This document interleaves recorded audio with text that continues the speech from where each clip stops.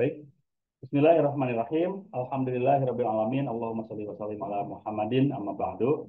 Bapak Ibu yang dirahmati oleh Allah, pada kesempatan malam hari ini kita akan sama-sama belajar tentang diagnosa, tentang bagaimana cara mendiagnosa seseorang sebelum kita melakukan proses pembekaman.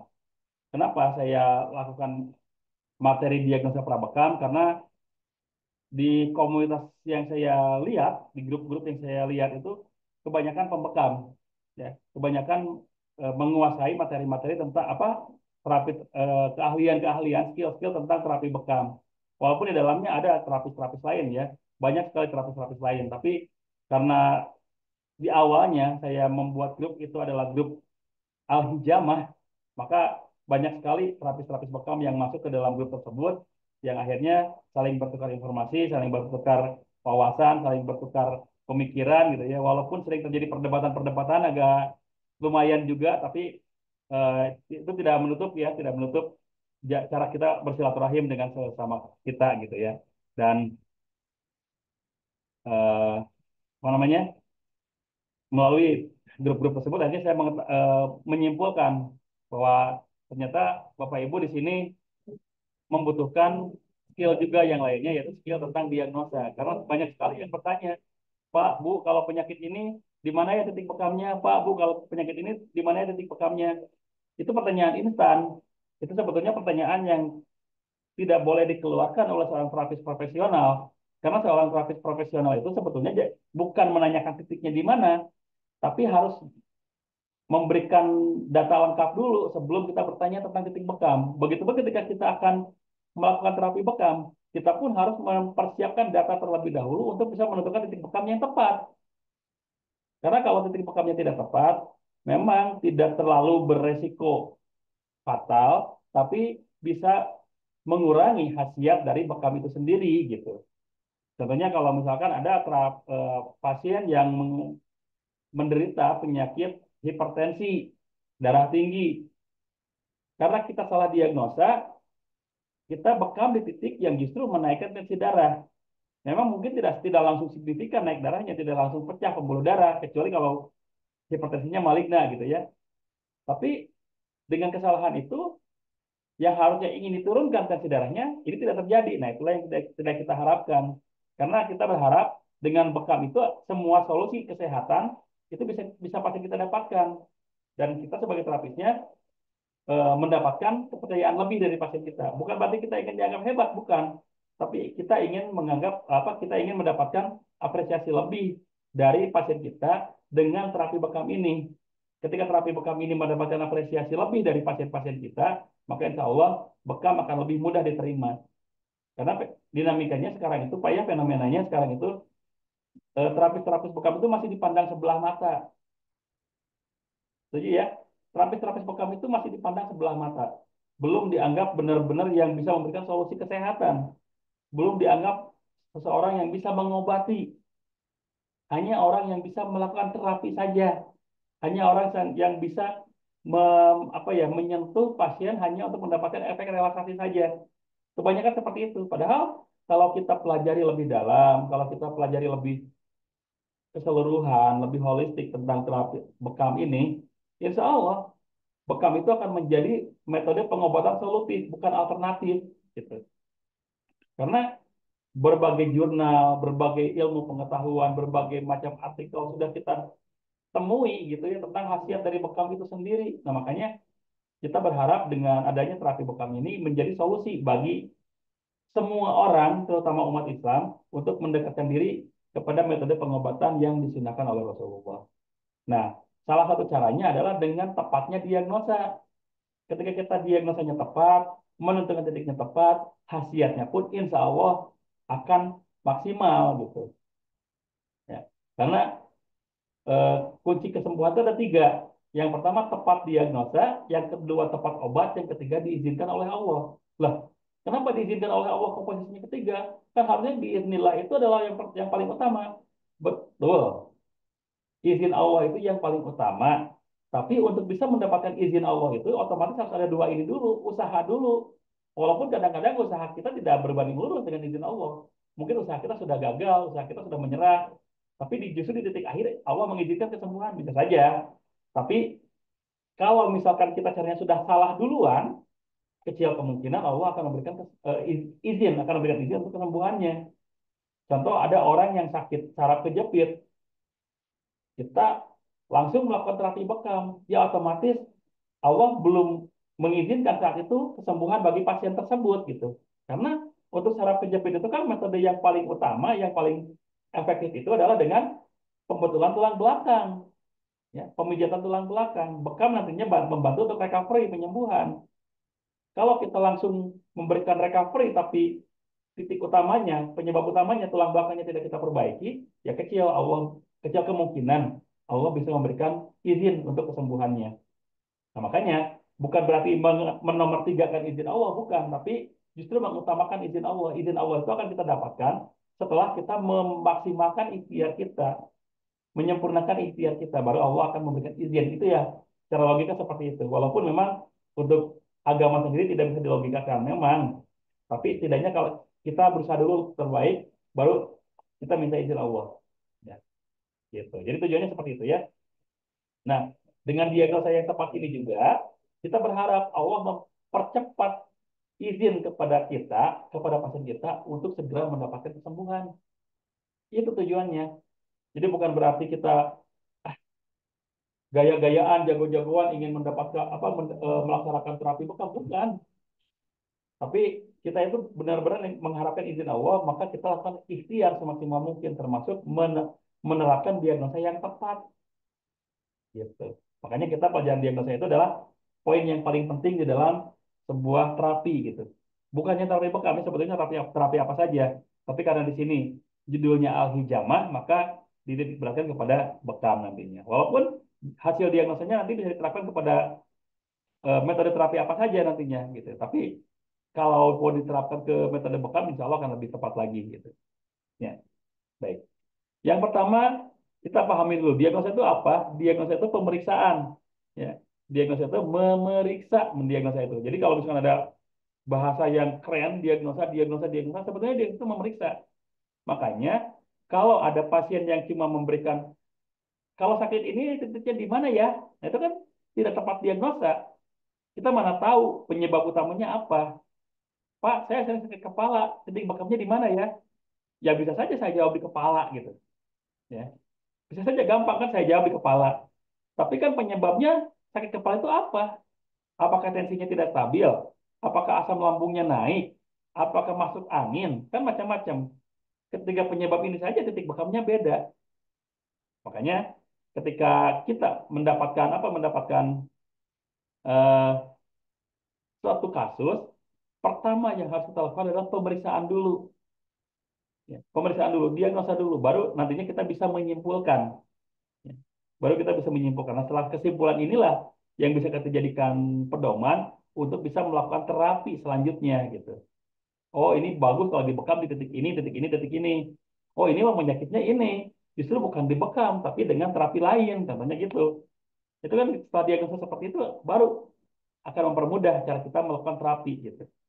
Dan hasilnya pun insya Allah akan lebih tepat, akan lebih maksimal. Makanya diagnosa itu adalah poin penting. Dan untuk bisa mendiagnosa yang tepat, maka pemeriksaannya pun harus benar-benar maksimal. Kadang-kadang ada yang bertanyakan, saya tuh sakitnya ini, tapi saya kadang-kadang menjawabnya, ya kalau tidak ketemu, Pak, Bu, saya tidak bisa menyimpulkan. Karena kadang-kadang harus dilihat dulu, oh ini secara fisik seperti ini. Keluhannya di bagian tubuh ini. Dan bagian tubuh yang ini yang menjadi gejala penyertanya. Baru akhirnya kita bisa tentukan hasilnya, kesimpulannya. Nah, itulah pentingnya diagnosa. Dan diagnosa yang tepat adalah dengan memeriksa secara fisik, secara keseluruhan. Ya. Pak, foto saya dilihat, kira-kira saya punya penyakit apa ya? Yang mana saya tahu. Ada ya, ada yang seperti itu. Kadang-kadang ada yang ini fotonya dipakai, ada memperlihatkan fotonya, fotonya orang lagi tiduran. Ya. Fotonya orang lagi tiduran. Pak, ini penyakitnya apa ya? Ya nggak tahu. Orang lagi tiduran, bisa saja dia kecapean, bisa saja dia emang lagi sakit, dan macam-macam penyebab bisa terjadi gitu. Makanya kita perlu dulu hasil diagnosanya, data-data yang tepat, baru kita bisa menyimpulkan, oh ini penyakitnya ini. Nanti terapinya atau penanganannya dengan seperti ini. Ya, Untuk pemeriksaan itu kan ada yang medis dengan anamnesa, dengan anatomi, ada juga yang non medis dengan psikologis dan juga dengan pemeriksaan spiritual. Tapi untuk pemeriksaan spiritual karena materinya bukan tentang ruqyah, mungkin kita akan kesampingkan dulu. Kita akan ke materi yang anamnesa dulu dan anatomi dulu supaya berhubungan dulu dengan terapi yang akan kita laksanakan, itu terapi bekam.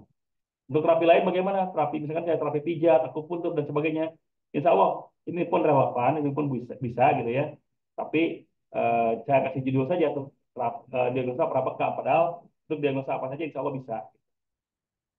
Yang pertama, ketika kita akan mendiagnosa, alangkah lebih baiknya kalau kita memahami dulu afinitas organ kita, koneksi organ kita. Karena tidak jarang pasien kita itu datang dengan memberikan keluhan yang hanya satu saja gitu. Seperti tadi pagi saya ada yang datang ke klinik kami, Pak, saya telinganya berdengung. Telinga berdengung kan macam-macam penyebab. Telinga berdengung bisa saja kemasukan air, bisa saja kemasukan kotoran, atau ginjalnya yang bermasalah. Nah, itulah perlunya kita memahami afinitas atau memahami koneksi organ. Ketika kita tahu, oh ini masalahnya ada di ginjalnya, maka terapi yang terbaik adalah memperbaiki ginjalnya dulu. Oh ini mah ginjalnya bagus sebetulnya, berarti ada yang lain. Mungkin memang dengan gula telinga itu bisa dilakukan gitu. Ya. Tapi kalau tadi masalahnya di ginjal, kita paham dulu ginjalnya. Contohnya seperti itu ya. Makanya kita perlu mengetahui afinitas atau koneksi organ. Yang pertama yang harus kita ketahui mulut kita, Pak. Mulut kita itu hubungannya erat dengan lambung. Jadi ketika ada pasien yang mengeluh punya keluhan di mulut, baik itu bau mulut, sariawan, gusi berdarah, sakit gigi, maka yang harus kita perbaiki terlebih dulu adalah lambungnya.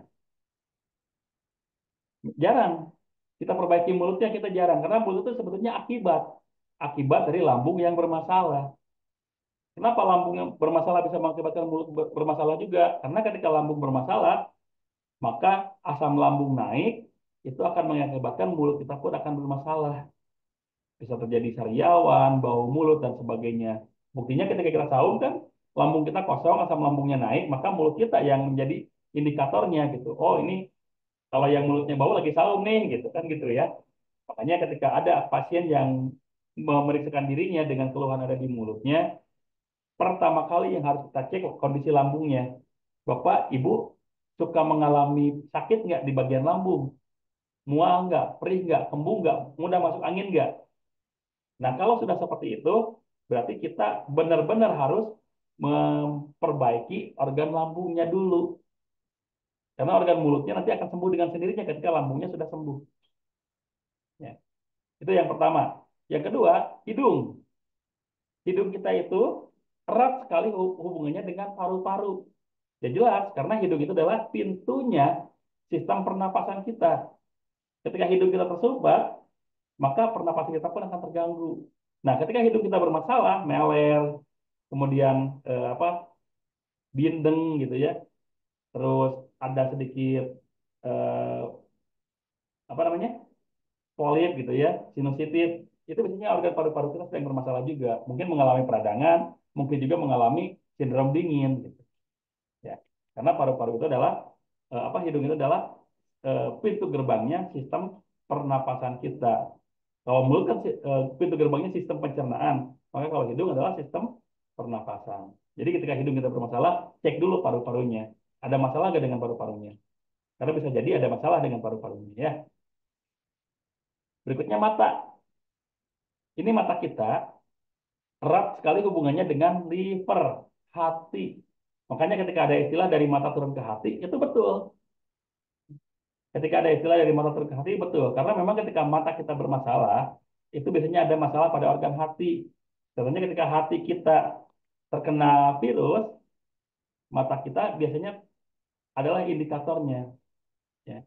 Ketika virusnya adalah virus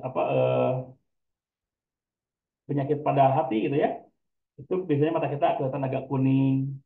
Bahkan kalau sudah parah, mata kita kelihatan agak coklat, yang putihnya ya, kornea matanya kelihatan coklat gitu. Makanya ketika kita melihat mata orang yang sedang bermasalah, cek livernya.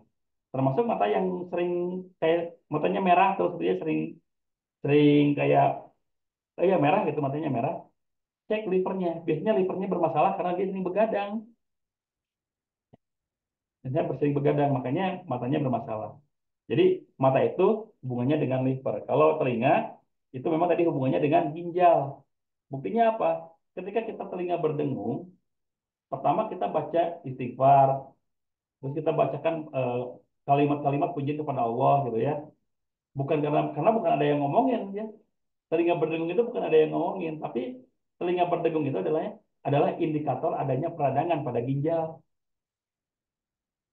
Telinga berdengung itu adalah indikator adanya peradangan pada ginjal. Ketika ginjalnya panas, sangat mungkin telinganya terganggu. Makanya ketika telinga berdengung, alangkah lebih baiknya kita perbanyak minum air putih supaya ginjalnya tidak terlalu panas lagi, tidak mengalami peradangan lagi.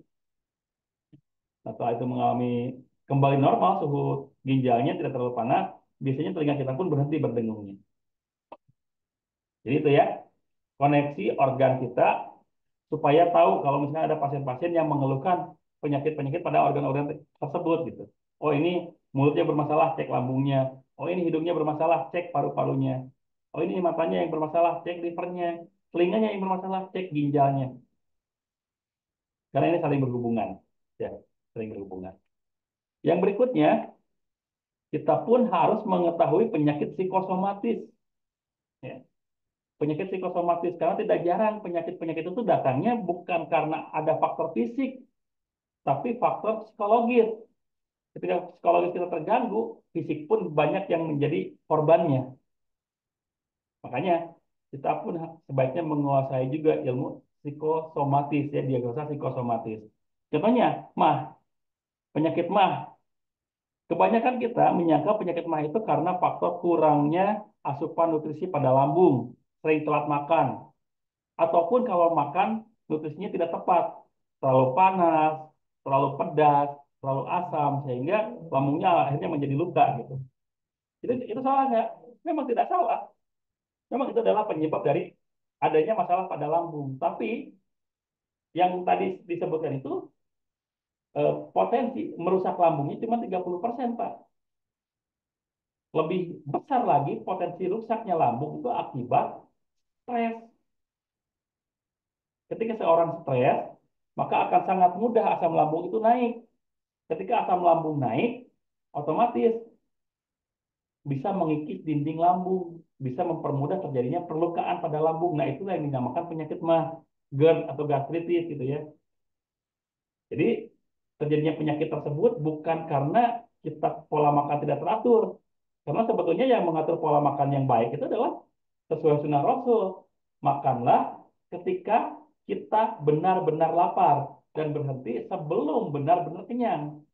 Jadi tidak harus 3 kali sehari, tidak. Kalau memang kita dengan 2 kali makan saja sudah cukup untuk tenaga, untuk membantu kita beraktivitas, sebetulnya sudah cukup, tidak tidak perlu ditambah lagi. Tapi kalau memang aktivitas kita berat, mengharuskan kita menambah nutrisi lagi dengan makan 3 kali sehari memang bagus. Ya. Tapi tadi, walaupun tidak teratur, hanya karena benar-benar nunggu lapar aja makannya, itu tidak akan mengakibatkan penyakit lambung. Ya. Makanya tadi penyebab penyakit mah yang paling utama itu bukan karena faktor pola makan, tapi justru stres yang berkepanjangan bisa merusak dinding lambung karena terlalu sering naiknya asam lambung. Yang berikutnya asma. Asma itu diakibatkan karena kesedihan yang berulang-ulang, yang terlalu lama. Jadi ketika kita sedih, Pak Bu ya, paru-paru kita itu mengecil.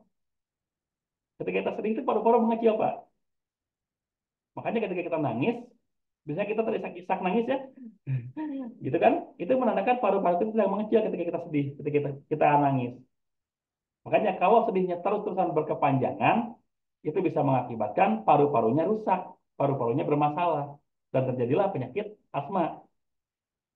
Ya, makanya eh, ketika kita menemukan pasien yang mendapati atau yang menderita penyakit asma, jangan langsung diobati dengan gurah, dengan terapi uap, tapi coba perbaiki dulu psikologisnya, apakah dia sering sedih atau tidak. Hibur dulu, kalau memang dia sering sedih, ya kita hibur dengan memberikan mungkin motivasi-motivasi positif, motivasi-motivasi hikmah supaya dia lebih cepat sembuh gitu. Karena Asma itu datang ketika kita sering mengalami kesedihan yang berkepanjangan. Ya. Yang berikutnya hipertensi. Kalau hipertensi saya yakin semuanya mengetahui ya, karena yang darah tinggi itu biasanya amarahnya tinggi juga. Sering amarahnya tinggi. Karena ketika marah, ini kebalikan dari sedih. Kalau sedih itu paru-paru mengecil, kalau marah itu jantung detakannya kencang. Makanya kalau kita makan, gitu ya, detakannya kencang, terus mata kita merah, wajah kita pun merah, itu menunjukkan tensi darah sedang. Kalau sering marah, maka otomatis tensi akan semakin tinggi. Makanya banyak orang yang terkena stroke itu awalnya sering marah-marah di kantornya, di tempat kerjanya, di tempat aktivitasnya, di rumahnya sering marah-marah. Itu buat potensi terkena penyakit stroke, Pak. Karena memang amarah yang berkepanjangan bisa mengakibatkan hipertensi yang berkepanjangan juga. Mending kalau pembuluh darahnya kuat ketika tensinya naik. Kalau pembuluh darahnya tidak kuat, pecah pembuluh darah, itu dinamakan stroke. Makanya, jagalah hati ya. Kalau kata Agim, jagalah hati. Jangan kau kotori. Itulah jadi supaya kita tidak terlalu sering mengedepankan amarah kita. Karena dengan kita menahan amarah, kita pun mengurangi potensi terjadinya darah tinggi. Cemas berlebihan itu bisa mengakibatkan penyakit ginjal, Pak. Karena ketika kita cemas, biasanya kita ingin sering buang air kecil, kita pun mudah haus ya ketika kita cemas. Itu menandakan apa? Ginjalnya bekerjanya keras banget. Bekerja sedang bekerja maksimal ginjalnya itu.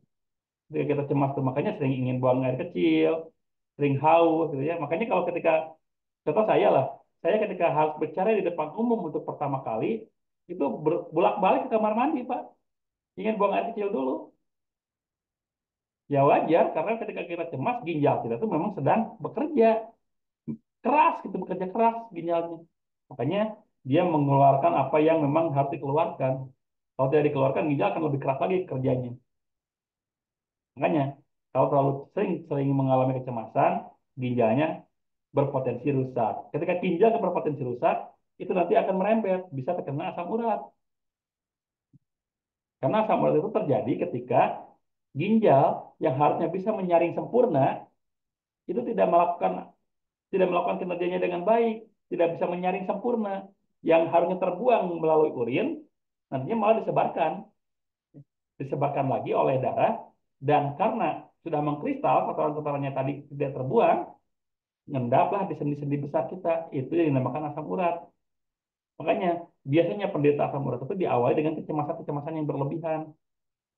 Ya. Takut gagal, takut salah. Itu kan kecemasan ya. Nah, cara berpikir seperti itu bisa mengakibatkan kita terkena asam urat karena ginjal kita akan merasa lemah, gitu ya. Yang berikutnya, jantung koroner itu sering diakibatkan karena kita pelit, Pak. Jarang mau sedekah. Karena ketika kita sedekah, rasakan sendirilah. Ketika kita memberi kepada orang lain, perasaan kita itu akan merasa lebih tenang, nyaman, tentram gitu. Ketika perasaan kita nyaman, tentram, detak jantung kita stabil. Makanya kotoran-kotoran yang ada di pembuluh darah jantung, lemak-lemak, gula-gula yang menjadi penyumbat pada pembuluh darah jantung itu akan teralirkan sempurna karena detak jantung kita stabil. Detak jantung itu tuh baik pekerjaannya. Makanya ketika kita menemukan pasien yang berpotensi terkena jantung koroner, maka terapi yang terbaik adalah sarankan untuk terapi sedekah. Sarankan untuk terapi sedekah. Tapi jangan sedekah ke Agus ya. Karena kalau sedekah ke Agus, nanti Agus sedih gitu. Ya, jadi berikan terapi sedekah supaya kita bisa lebih memberikan potensi kesembuhan yang maksimal kepada pasien kita yang berpotensi menderita jantung koroner ya. Berikutnya, diabetes mellitus itu diakibatkan biasanya karena egois yang berlebihan. Karena itu berhubungan dengan liver, berhubungan dengan pankreas. Ketika kita egois tidak mau menerima pendapat orang lain, hati kita mengeras, liver kita mengeras, pankreas kita pun ikut-ikutan melakukan aktivitas yang tidak seharusnya. Makanya jangan egois, egois Pak ya. Ketika kita mendapatkan masukan dari orang lain, ketika kita mendapatkan sedikit kritikan, terima saja. Karena itu cara Allah untuk memperbaiki diri kita, cara Allah untuk mengintrospeksi diri kita, mungkin melalui kritikan orang lain, mungkin melalui cibiran orang lain. Ya, terima saja. Insya Allah itu menjadi bahan introspeksi yang baik. Alhamdulillah masih ada yang mengkritik kita. Kalau sudah tidak ada yang mengkritik, takutnya seperti Firaun, nantinya sombong, tidak mau mengakui keberadaan Tuhan gitu. Kalau kita masih ada yang mengkritik, ya harusnya kita bersyukur. Oh, Alhamdulillah masih ada yang sayang kepada saya, supaya saya tidak sombong gitu. Ya, itu ketika kita berpikir seperti itu, insya Allah diabetes akan terhindar. Ya. Makanya silakan nanti dirasakan saja ya, dirasakan saja. Ketika sudah terjadi seperti itu, insya Allah penyakit-penyakit yang tadi disebutkan akan lebih mudah dihilangkan, akan lebih mudah dinetralisir. Nah, itu tadi diagnosa secara psikosomatis. Karena kita harus tahu juga sebagai seorang terapis ya, tidak jarang seorang terapis itu hanya diajak ngobrol, pasiennya mendapatkan perasaan yang lebih baik, lebih kembali lebih sehat gitu. Itu tidak jarang. Apalagi terapis-terapis rukiah ya. Terapis rukiah itu merukiah paling setengah jam, 1 jam lah. Ngobrolnya bisa berjam-jam. Karena konsultasi kan, konsultasi psikologisnya. Dan dengan konsultasi itu, pasien mendapatkan ketenangan. Sama. Ketika kita mengetahui penyakit psikosomatis, pasien mendapatkan kesenangan, insya Allah akan mempermudah juga proses penyembuhan pasien kita. Ya. Makanya seorang terapis itu sebetulnya tugasnya kompleks. Ya kita menterapi, ya kita konseling, ya. Bahkan kita juga accounting. Kalau misalkan ada pasien kita yang bertanya, Pak, berapa? Kita langsung menghitung nih biaya habis pakainya berapa, transport saya ke tempat ini berapa, supaya tidak tekor kitanya ya. Bukan berarti tidak ikhlas, tapi kan kita harus memperhitungkan juga. Nah, itu bagian dari lika-liku seorang terapis, Pak. Ya, kadang-kadang kita menjadi seorang apa namanya? In, motivator juga gitu. Wah, itu luar biasa seorang terapis itu kerjanya. Nah, sekarang kita masuk ke anamnesa. Ya, bentar, saya minum dulu Bapak Ibu ya. Mohon maaf.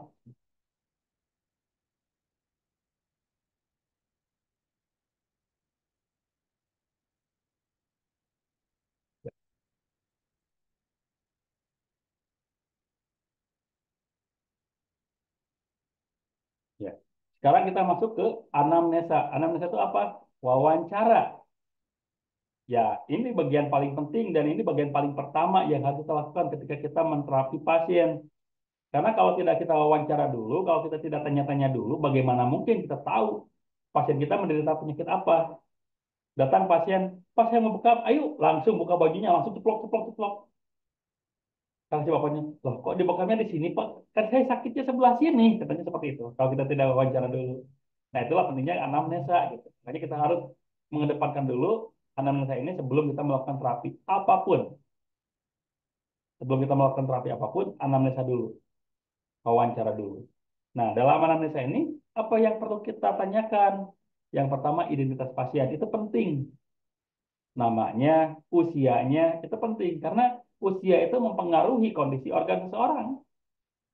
Yang usianya di atas 40 tahun, kecil kemungkinan fungsi organnya sama dengan yang masih di 20 tahunan. Ya. Kecil kemungkinan, walaupun memang ada yang usianya 20 tahun, tapi kondisi organnya sudah seperti 40 tahun karena sering makan makanan yang tidak baik, olahraganya jarang, banyak yang seperti itu. Tapi ya bagaimanapun, semakin bertambahnya usia, otomatis kinerja organ akan semakin berkurang. Karena itu sudah fitrah ya. Itu sudah fitrah. Makanya perlu kita jaga dengan mengkonsumsi mengkonsumsi makanan-makanan yang memang dianjurkan, yang baik, yang halalan thayyiban, memperbanyak olahraga, apalagi di usia-usia 40 tahun lebih ya. Di usia 40 tahun lebih itu kadar olahraganya ditambah, tapi dengan olahraga-olahraga yang ringan, bukan olahraga-olahraga berat. Intensitasnya ditambah, tapi volumenya dikurangi gitu. Kalau dulu mungkin nge-gym, sepak bola, futsal, bulu tangkis gitu ya. Rutin seminggu 2 kali, seminggu 3 kali. Sekarang setiap hari, tapi apa? Tapi jalan kaki 30 menit. Itu bagian dari memperbaiki pola hidup kita gitu. Nah, kembali dengan menanyakan identitas pasien kita, kita akan tahu potensi penyakit yang mungkin terjadi pada pasien-pasien kita gitu. Kitanya usianya, oh usianya 50 tahun, 60 tahun, ketika tensinya agak tinggi ya wajar karena faktor usia gitu. Ya. Yang berikutnya ketika ditanyakan identitas itu, alamatnya di mana Pak? Alamat saya di tempat, misalnya di daerah sana, di daerah A gitu. Kita tahu daerah A itu daerah pantai, maka sangat mungkin orang ini menderita penyakit darah tinggi karena makanan di pantai kan asin-asin ya, kemudian suhunya panas, maka eh, potensi darah tingginya sangat kuat di pantai itu. Beda dengan yang berada di pegunungan. Kalau yang berada di pegunungan sangat mungkin itu terkena rematik, asam urat gitu ya. Kenapa? Karena kan makanan-makanannya itu banyak yang hijau-hijau.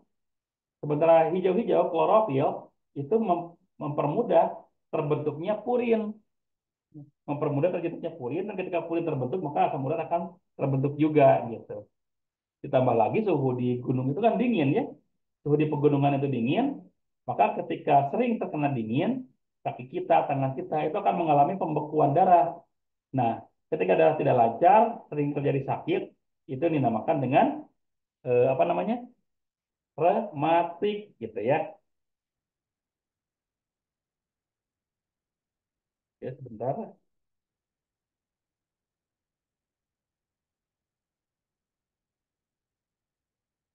Oke. Nah, setelah tanya identitasnya, tanyakan keluhan utamanya. Ini penting. Ketika pasien datang, Pak, saya mau dibekam. Oh iya, apa yang dirasakan, Pak? Saya merasakan pusing kepalanya, Pak. Oke, pusing kepala. Itu kan keluhan utamanya ya. Nah, karena pusing di kepala itu banyak penyebabnya, maka yang berikutnya kita tanyakan letak sakit, letak pusingnya sebelah mana, letak sakit sebelah mana. Saya bagian depan Pak sakitnya, saya di bagian belakang Kak Pak sakitnya, saya cuma sebelah Pak sakitnya, saya sakitnya itu keseluruhan gitu. Itu bisa mengindikasikan sesuatu. Kalau cuma misalkan sakitnya di bagian sebelah saja migrain gitu ya, oh kemungkinan asam lambungnya yang naik, oh kemungkinan dia kurang istirahat. Bagian belakangnya yang sakit, oh kemungkinan tensinya yang tidak stabil, oh kemungkinan kolesterolnya. Ya. Itu penting menanyakan letak sakitnya. Sama, ketika sakitnya di perut, tanyakan bagian perut mana yang sakit. Oh kalau yang sebelah sana itu lambung, sebelah sini usus, sebelah ini usus buntu, ya. Sebelah sini liver, itu macam-macam. Makanya dia tanyakan letaknya. Yang berikutnya kualitas sakitnya seperti apa? Wah sakit banget. Nah kalau sudah sakit banget kemungkinan itu sudah apa sudah sangat parah gitu. Penanganan yang lebih serius yang perlu kita lakukan gitu. Terus kuantitasnya sering nggak sakitnya? Kalau sering, ya otomatis penanganannya harus lebih maksimal lagi. Tapi enggak sih, jarang-jarang sih, berarti kemungkinan baru gejala kalau jarang-jarang. Ya, makanya kuantitas sakit seseorang itu sering atau tidaknya sakit seseorang itu perlu kita tanyakan juga. Yang berikutnya gejala penyerta seperti tadi, saya sering sakit kepala, disertai dengan mual nggak? Disertai dengan sakit perut nggak? Disertai dengan apa namanya? Perih nggak di bagian perut kita? Iya. Nah, kalau kemungkinan itu terjadi, maka besar kemungkinan ini sakit kepalanya akibat asam lambung naik. Ya, karena kita sudah tahu nih gejala penyertanya ada ternyata gitu, bukan cuma keluhan utama. Tapi kalau kita cuma tahu keluhan utama, seperti tadi ya sakit kepala, kan penyebabnya banyak, bisa jadi salah dan salah melakukan penerapan terapinya gitu. Ya. Berikutnya riwayat penyakitnya kita harus tahu juga sudah lama atau belum. Kalau sudah lama, menahun, ada beberapa kemungkinan imunitasnya lemah, kemungkinan ada faktor non medis juga. Itu penting seorang seorang terapis itu tahu sampai ke arah sana gitu. Dan sedang mengalami pengobatan apa, sedang menjalani pengobatan apa. Ya. Sedang cuci darah. Oh, kalau cuci darah sebaiknya jangan kita bekam dulu, Pak. Karena kalau sedang cuci darah itu kan ginjalnya sedang tidak kuat tuh, ginjalnya sudah sangat parah. Kalau kita lakukan pembekaman, sementara ginjal itu bagian dari organ yang merecovery pasca bekam, pembentukan darah baru, itu khawatirnya tidak bisa bekerja maksimal. Nantinya malah dia yang dibekam itu anemia karena tidak mendapatkan recovery, tidak mendapatkan proses pembentukan darah baru yang maksimal. Jadi riwayat pengobatan pun perlu kita tanyakan. Pak sekarang lagi minum obat nggak? Pak sekarang lagi berobat nggak? Oh iya, saya sedang berobat, sedang dikasih obat pengencer darah sama dokter. Oke, kalau sedang dikasih pengencer darah, mohon maaf Pak, saya tidak akan bekam dulu. Karena ketika Bapak dikasih pengencer darah, ketika kita bekam, itu nanti darahnya akan terlalu banyak yang keluar. Dan ini malah bisa mengakibatkan drop, gitu kan. Jadi ketika dia sedang mengalami menjalani pengobatan dengan mengkonsumsi pengencer darah, ya kita pun ambil keputusan jangan dibekam dulu saja. Tunggu setelah tidak mengkonsumsi pengencer darah sekitar 2 sampai 3 hari kemudian gitu. Kalau sudah berhenti mengkonsumsi pengencer darahnya, kalau masih mengkonsumsi pengencer darah, sebaiknya jangan dilakukan pembekaman. Nah, dalam anamnesa ini tadi ya sudah ditanyakan. Kemudian kita pun dalam anamnesa kita harus mengetahui letak dari organ tubuh seseorang. Karena kita kayak anamnesa, kemudian pasien kita menunjukkan sakitnya di mana, kita nggak tahu itu organ apa, itu pun fatal nantinya. Ya, itu pun fatal nantinya. Contoh, pas sakitnya di mana? Sakitnya di sebelah dada kiri. Oh, dada kiri mah apa ya itu ya? Oh, dada kiri lambung berarti salah. Dada kiri kan jantung, makanya seorang terapis itu harus mengetahui letak organ dari seseorang supaya ketika kita mendiagnosa bisa langsung menentukan titik yang tepat. Oh, sakitnya di lambung ini. Oh, ini sakitnya liver, maka titik liver nanti yang kita ambil. Nah, sebenarnya ini ketika ada pasien sakit di sebelah sini, di bagian tengah perut yang disebut ulu hati, kalau kita sudah mengetahui letak organ, maka kita langsung bisa menyimpulkan ini kemungkinan besar lambungnya nih bermasalah nih. Nah, karena lambungnya yang bermasalah, tanyakan gejala penyertanya. Gejala penyertanya ada mual nggak? Ada perih nggak? Ada kembung nggak? Ada migrain nggak? Kalau ada migrain, maka kemungkinan besar, ya, itu penyakit lambung. Asam lambungnya naik atau ada luka pada dinding lambung. Karena di situ sakitnya lambung, Pak. Ya. Di bagian situ sakit lambung itu, di bagian tengah dari perut kita. Ya. Sekarang kalau bergeser ke sebelah kanan sedikit, sakitnya sebelah sini. Oh, letak organ sebelah situ adalah organ liver. Kalau organ liver yang bermasalah, coba tanyakan gejala-gejala yang lainnya. Ya. Coba Pak, tekuk kakinya ke arah kaki kanannya ke arah atas. Bagian rusuknya sakit nggak? Iya sih, bagian rusuk sakit. Oke. Bapak sering olahraga nggak? Ya itu jarang olahraga. Oke. Minumnya gimana? Iya, saya kurang minum. Begadang nggak? Iya, saya kerjaannya memang sering begadang. Oke, kemungkinan besar livernya yang bermasalah. Itu dari anamnesa seperti itu kan? Dari anamnesa kita bisa menyimpulkan. Soal, ini lagi contohnya. Sakitnya di bagian kanan tapi bawah mendekati selangkangan. Kita langsung berpikir, oh kalau daerah sebelah itu kemungkinan usus buntu tuh. Oke, kalau usus buntu kira-kira penyakitnya apa? Gejala penyertanya apa saja ya? Kita tanya kepada pasiennya, ya. Kita tanya kepada pasiennya. Setelah tahu kita eh, hasil diagnosanya, baru kita simpulkan dan ambil tindakan. Itu yang perlu kita lakukan sebagai seorang terapis. Seorang terapis itu yang perlu kita lakukan. Jadi kita mengetahui dulu pasien kita sakit apa, organ mana yang bermasalah, baru nanti kita lakukan proses pembekaman. Ini juga nih, ini sakitnya di bagian bawah pusar dan ini biasanya dialami oleh kaum perempuan karena ini berhubungan dengan rahim. Kalau sakitnya di sini bisa jadi ada miom, bisa jadi ada kista, apalagi disertai dengan sakit pada saat haid, nyeri haid gitu ya. Itu sangat mungkin ada kedua penyakit itu, ada mungkin miom atau kista. Kalau laki-laki gimana? Kalau laki-laki ya sakit di situ kemungkinan prostatnya yang bermasalah. Nah, prostatnya yang kemungkinan bermasalah. Karena kalau laki-laki punya prostat, perempuan itu punya rahim. Karena itu yang saling saling melengkapi laki-laki dan perempuan itu. Makanya kalau perempuan itu bisa hamil, ya perempuan itu bisa hamil karena adanya rahim. Tapi laki-laki tidak bisa hamil karena tidak punya rahim, tapi punyanya prostat. Gitu ya. Ini nanti berhubungan dengan ginjal ya, kiri kanan ginjal. Yang tengah ini bagian dengan berhubungan dengan usus, usus besar, usus halus.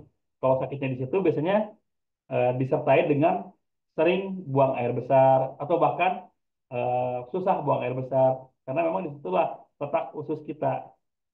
Jadi ketika usus kita bermasalah, ada juga potensi terjadi terjadinya apa namanya konstipasi, susah buang air besar atau diare, terlalu mudah buang air besarnya.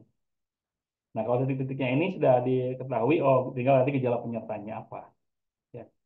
Ini nanti tinggal dibaca saja. Ini ada di ini ya, ada di modul. Tidak perlu kita jelaskan semuanya. Tinggal dibaca saja. Yang penting tadi poin yang paling utamanya yang kita harus pelajari gitu. Begitu juga dengan eh, sesak napas ya. Kalau sesak napas, kita tanya gejala pernyataannya apa. Ketika sesak napas sering nyeri di dada kiri, sering berdebar dada kirinya, mudah lelah, mudah kaget, kaki bengkak, indikator lainnya ada makanan-makanan berlemak, rokok, maka kemungkinan besar dia mengalami jantung koroner. Ya. Kemungkinan besar dia mengalami jantung koroner. Atau ada juga gejala penyertanya bunyi ketika nafas, ketika alergi, ketika dingin, debu dan aroma, berat badan menurun, dan indikator lainnya merokok juga, kurang gerak dan olahraga, maka kemungkinan besar dia asma paru-parunya yang bermasalah.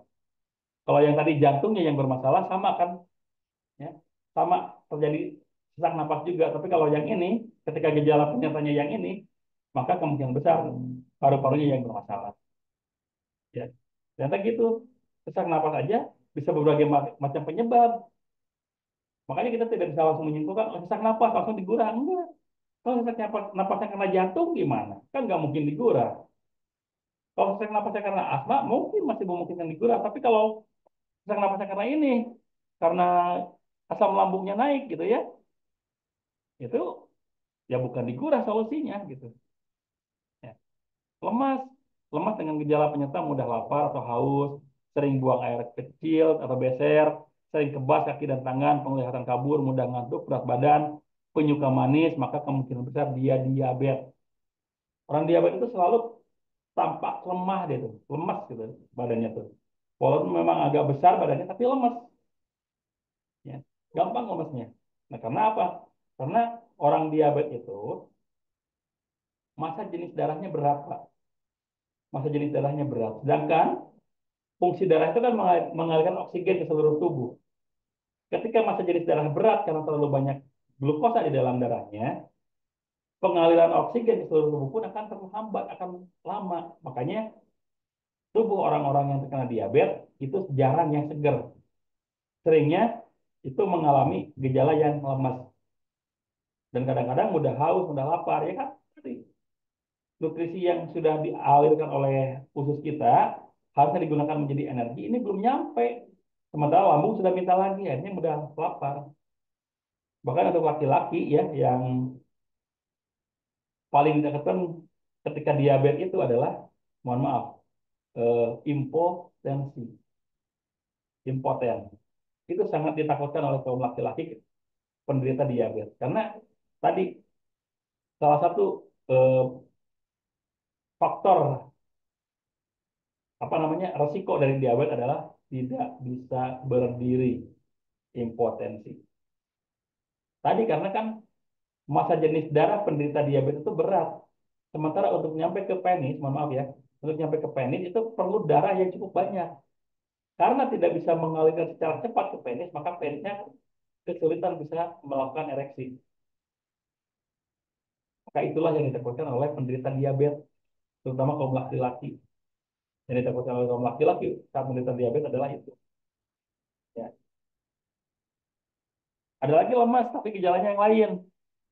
Gejala penyertanya sakit perut bagian kanan, mudah ngantuk, bola mata kuning, gatal, indikator lainnya sering begadang, konsumsi rokok, MSG, dan, atau alkohol, maka kemungkinan dia radang liver, sirosis. Ya, gitu. Jadi ketika melihat orang lemas itu kita tanya gejala penyertanya, Pak sakit perut bagian kanan enggak? Pak mudah ngantuk enggak? Lihat bola matanya, oh nih bola matanya agak kuning. Sering gatal-gatal enggak? Iya, berarti ada masalah pada livernya. Setelah itu sering pusing, sakit kepala, gejala penyertanya berat badan di bahu, pundak, sakit kepala belakang, wajah merah, telapak tangan merah, mudah emosi, konsumsi lemak, kemungkinan dia hipertensi. Kemungkinan dia hipertensi. Kemudian ini sama pusing juga, kepala berputar, pucat, vertigo, lemas, pusing ketika berdiri, itu justru kebalikannya hipotensi, darah rendah atau anemia, kurang darah. Karena ketika sering pusing, vertigo, dan ketika apalagi kalau habis jongkok langsung berdiri, teng langsung pusing, maka kemungkinan besar dia itu tekanan darahnya rendah atau volume darahnya yang kurang. Ya, gitu. Kemungkinan. Nah, sekarang kita masuk ke diagnosa telapak tangan. Ini sudah ada yang bertanya ke chat belum ya? Saya cek dulu chatnya ya. Oh, belum ya. Silakan Bapak Ibu kalau misalkan mau bertanya di chat, dipersilakan. Boleh-boleh saja bertanya di chat ya. Nanti kita akan lakukan tanya jawabnya. Gitu. Sekarang kita lihat tangannya masing-masing. Ya. Lihat tangannya masing-masing. Mau yang kanan boleh, mau yang kiri boleh. Tidak ada batasan. Yang jelas kita lihat telapak tangannya masing-masing. Kita sama-sama belajar mendiagnosa telapak tangan. Ya. Dan ini pun bisa diterapkan kepada pasien-pasien kita ketika datang ke klinik kita, kita lihat tangannya. Kita lihat tangannya. Ada gejala apa nanti? Apa di tangannya itu? Bentar, ada yang bertanya. Hmm.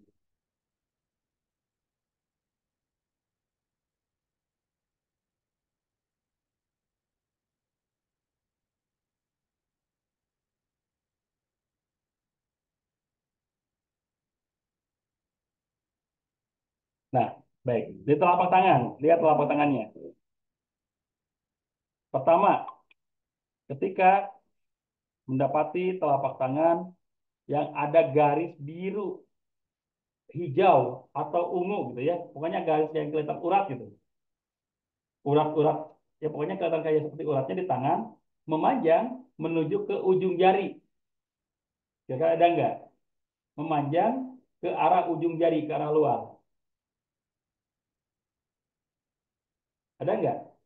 Kalau ada, itu adalah indikator stres. Jadi kalau misalkan apalagi banyak nih, banyak ternyata urat-uratnya yang kelihatan, maka mungkin bapak atau ibu stresnya lagi tinggi.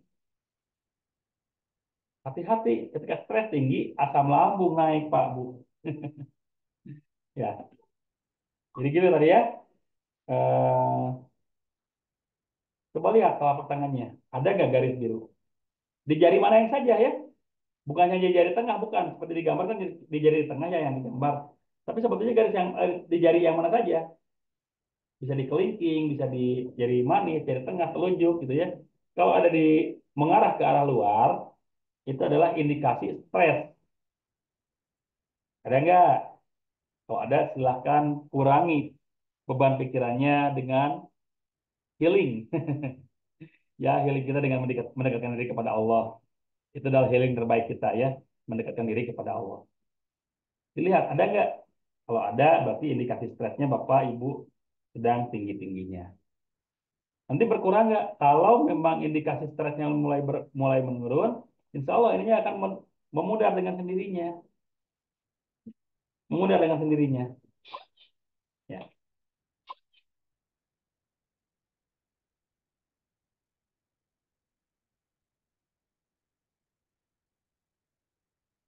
Berikutnya, ketika kita melihat di jari di tangan kita ada seperti ini, ya, yang ini ada garis biru yang memanjang dari pangkal ibu jari, garis biru yang memanjang di pangkal ibu jari, itu adalah indikasi adanya masalah pada paru-paru kita, Pak, pada sistem pernapasan kita. Ya. Jadi ketika ada apa namanya garis biru atau ungu atau hijau, pokoknya urat gitu ya sama yang memanjang di pangkal ibu jari, itu adalah indikasi paru-paru kita bermasalah. Indikasi paru-paru bermasalah. Silahkan dilihat. Ada nggak?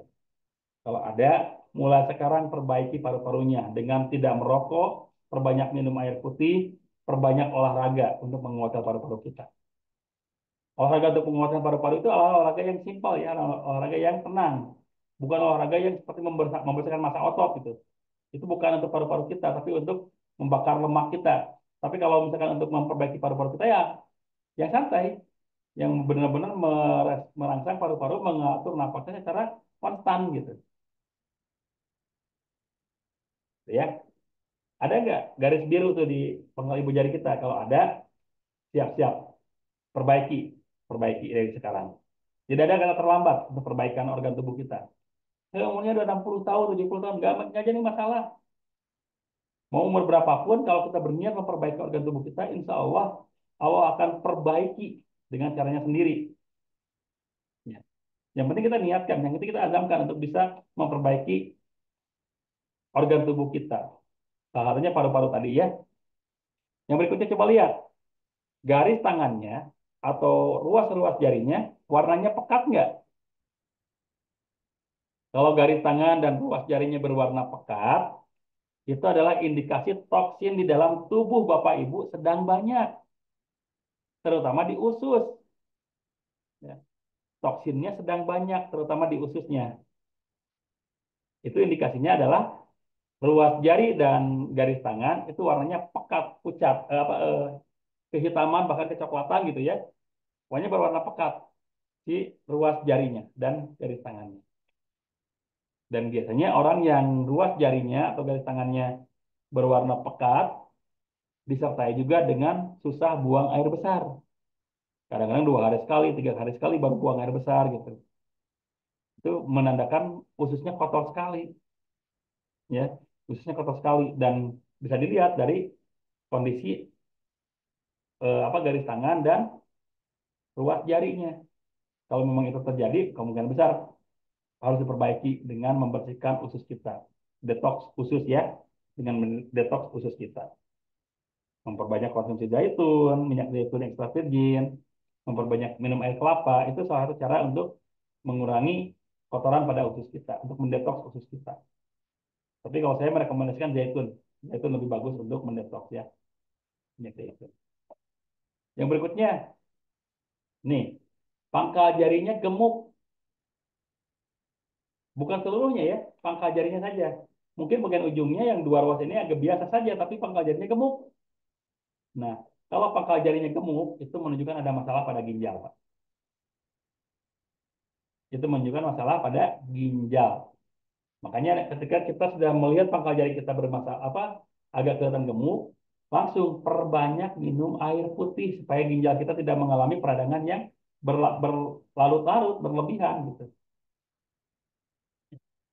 Perbaiki langsung dengan mengkonsumsi air putih untuk mengurangi masalah pada ginjal kita. Dan ini indikasinya adalah ujung jari yang apa namanya gemuk, ya, ujung jarinya gemuk. Kemudian banyak bercak-bercak putih kayak awan gitu ya. Banyak bercak-bercak putih di telapak tangan. Itu menunjukkan angin di dalam tubuh kita itu sudah berlebihan. Bercak-bercak putih itu, apalagi kalau kita habis naik motor ya, bukan karena kita pegang stang, bukan, tapi karena memang tubuh kita terkena angin yang banyak, makanya suka terjadi bercak-bercak putih nih di tangan kita. Gitu. Kita sudah kena angin, sudah kena dingin gitu ya. Itu biasanya terjadi bercak-bercak putih pada tangan kita. Maka mulai hangatkan dengan mengkonsumsi madu, campur jahe, insya Allah gitu ya, madu hangat lah minimal, atau air hangat, teh manis gitu ya, teh manis hangat. Tapi gulanya bukan dengan gula yang berbahaya gitu, mungkin dengan gula aren gitu, insya Allah akan lebih maksimal lagi. Ya, makanya langsung hangatkan tubuh kita ketika kita sudah mendapatkan indikasi bahwa si tangan kita mengalami bercak-bercak putih atau terdapat bercak-bercak putih di telapak tangan kita. Ya. Itu adalah beberapa indikasi di dalam tubuh kita ya, di tangan kita gitu, yang bisa mempermudah kita mendiagnosa. Sekarang rumus diagnosa wajah. Ketika melihat wajah seseorang agak kemerahan, itu berhubungan dengan darah. Bagaimana darahnya? Darahnya sedang naik atau energinya sedang naik. Ya. Ketika kita melihat mukanya kemerahan, biasanya dia hipertensi atau sedang mengalami kelebihan trombosit. Bekam sangat efektif untuk orang seperti ini. Bekam sangat efektif untuk orang seperti ini. Yang pucat itu energinya kurang dan darahnya pun biasanya kurang. Lemes karena mungkin ada beberapa organ yang mengalami kekurangan energi gitu. Biasanya diperlihatkan dengan muka yang pucat. Berikutnya kuning ya. Itu menunjukkan imunitasnya yang lemah. Jadi ketika kita melihat orang dengan wajahnya bukan pucat ya, tapi kekuningan, itu biasanya indikasi bahwa dia sedang mengalami penurunan masalah imunitas. Imunitas sedang menurun. Maka biasanya kelihatan wajahnya agak kekuningan. Orang-orang yang livernya bermasalah kan itu imunitasnya lemah ya. Liver bermasalah otomatis imunitas lemah karena liver itu kan untuk eh, apa namanya? Menyaring racun, membuang racun yang ada di dalam tubuh kita. Makanya kita perlu tidur malam sekitar jam Bada Isya lah ya, jam 9, jam 10 maksimal. Itu ketika jam-jam tersebut liver akan bekerja keras membuang seluruh racun-racun di dalam tubuh kita. Nah, kalau kita gunakan untuk begadang, liver itu bekerja tidak akan maksimal, maka racun-racun yang harusnya dibuang itu kemungkinan masih banyak yang mengendap. Makanya kata Bang Haji Roma Irama, begadang jangan begadang. Kalau tidak ada artinya, boleh begadang kalau seperti inilah ya. Kita sedang belajar, kita sedang bersilaturahim. Itu bolehlah sekali-kali begadang. Tapi kalau terlalu sering begadang, itu nanti akan membuat berbagai macam penyakit bisa kena. Karena ketika liver kita lemah, tidak bisa membuang toksin-toksin, tidak bisa membuang racun-racun, maka racun itu akan menyebar di dalam tubuh kita menjadi sumber penyakit. Ya, gitu ya. Jadi ketika kita melihat wajah yang kuning, itu kemungkinan ada masalah imunitas. Tapi kalau kita melihat wajahnya yang kusam, bukan hitam ya, kusam, karena yang hitam pun kalau memang tubuhnya sehat, itu tidak kelihatan kusam. Ya. Tapi kalau ini kelihatannya kusam, itu indikasi toksin di dalam tubuhnya terlalu banyak. Toksin di dalam tubuhnya terlalu banyak. Makanya langsung dilakukan detoksifikasi, pembuangan toksin dari dalam tubuh. Itu ya, beberapa metode diagnosa yang bisa kita lakukan kepada pasien kita. Mungkin belum cukup waktunya untuk membahas semuanya, tapi mudah-mudahan dengan pembahasan simpel, singkat seperti ini, bisa membuat Bapak Ibu menambah wawasan baru. Oh, harus seperti itu loh mendiagnosa. Ya, walaupun tidak sampai 100% akurat, gitu ya, karena tidak mungkin 100% akurat. Yang menggunakan alat saja seperti di rumah sakit, itu bisa aja miss. Ya. Apalagi kalau kita menggunakan diagnosa secara manual, secara tradisional, bisa saja miss. Tapi setidaknya ketika kita melakukan itu dengan tepat, tingkat miss-nya pun tidak akan terlalu besar. Walaupun tidak dijamin 100% tepat, tidak ya. Seperti tadi telapak tangan banyak percak-percak putihnya, apakah pasti karena angin? Memang memungkinkan karena angin, tapi bisa juga karena faktor lain gitu. Ya. Makanya perlulah yang di awal anamnesa tadi itu perlu. Setelah anamnesa baru kita lakukan diagnosa fisik sebagai pelengkap. Benar nggak gejala penyertanya di situ gitu. Nah, setelah itu baru kita lakukan proses pembekaman. Berikutnya, setelah kita diagnosa, pasti kita ingin langsung melakukan pembekamannya. Langsung kita menentukan titik bekamnya. Maka sebelum membekam kita perhatikan dulu ya, pra bekamnya seperti apa. Apakah kondisi perutnya sedang terlalu kenyang atau sedang terlalu lapar? Kalau memang terlalu kenyang atau terlalu lapar, jangan langsung dibekam. Tunggu 1 jam dulu. Kalau memang setelah makan ya, terlalu kenyang, gitu kan. Tunggu 1 jam dulu baru kita bekam. Jadi jangan pakai kenyang-kenyangnya dibekam, jangan. Kenapa? Karena kalau lagi kenyang kita bekam, proses pencernaannya tidak akan berlangsung sempurna. Kenapa? Karena energinya dibagi. Yang harusnya digunakan untuk mencerna dibagi dengan energi untuk membentuk darah baru. Akhirnya energinya terbagi dua. Maka kemungkinannya dua. Proses mencernanya tidak sempurna atau proses pembentukan darah barunya tidak sempurna karena energinya terbagi dua. Jadi sebelum bekam itu tanyakan dulu, Pak udah makan? Udah, kapan? Adalah 1 jam yang lalu, aman, silahkan bekam. Oh sudah makan? Sudah, kapan? Baru saja belum kesini, jangan dulu. Tahan dulu 1 jam ya. Ajak ngobrol dulu lah, diagnosa apa dulu gitu. Ajak ngobrol dulu 1 jam baru bekam. Ya, karena kalau langsung bekam tadi khawatirnya seperti itu. Kan berabe kalau muntah di tempat kita ya. Karena terlalu kenyang kita bekam, energinya tidak maksimal untuk pencernaan, akhirnya muntah kan berabe. Ya, makanya tanya dulu, oh udah makan belum? Belum. Dari kapan? Dari tadi pagi belum makan. Tapi lapar nggak? Enggak sih, karena memang sudah terbiasa, masih aman. Pak udah makan belum? Belum. Dari kapan? Dari tadi pagi. Sekarang di jam 4 sore ya, itu pasti pasti kan kelaparan tuh. Kalau tidak saum ya, pasti akan lapar. Makanya mereka kasih dulu makan makanan yang bisa sedikit mengganjal perutnya. Mungkin kasih kurma, minumin madu gitu. Itu bisa membantu sedikit kalau seperti itu ya. Dari kondisi tubuhnya sedang lemah atau tidak. Kalau misalkan kondisi sudah lemah, harus diinfus, ya jangan berani-berani kita bekam. Ya. Itu bisa berbahaya kalau kita bekam, bisa lebih parah lagi itu penyakitnya. Jadi ketika kita mendapati orang yang mau kita bekam, lihat dulu kondisi fisiknya. Kondisi fisiknya memungkinkan atau tidak buat kita bekam. Ya. Berikutnya, pasca bekam. Ini pun sering ditanyakan oleh pasien kita.